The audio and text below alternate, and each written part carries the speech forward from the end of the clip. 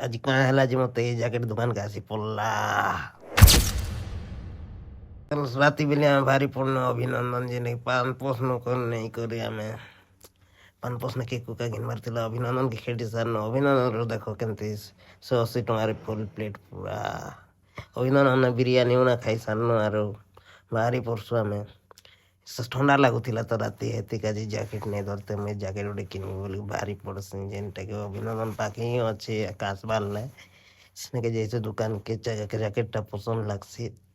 କାଁ ଯେ ବୋଲେ ୟୁଟ୍ୟୁବର ବି 17 କେ ଥିଲା ତ ହେତିକି ଆଜି କେକ୍ ଗୋଟେ କାଟବାର ଥିଲା ସେଲିବ୍ରେଟ କରବାର ଥିଲା ହେତିକି ଆଜି ବୋଲିକରି ମୁଇଁ କେକ୍ ଗୋଟେ ଆଣିଥିଲି ଆର୍ କାଟସି ରାତ ବେଲିଆ ଯେନ୍ଟାକି ଦେଖୁଛ ତ ଏମିତି ମୋର ବାର୍ଥଡେ ବୋଲିକରି ନାଇଁ କର କେ ଲାଗିବା କରୁଥିଲେ ବୟସକେ ବି ନେଇ ଦେଖେ ନା କାଁ ଯେ ବୋଲେ କାଟି ସାରତି ଆର୍ ଦେଖ ମତେ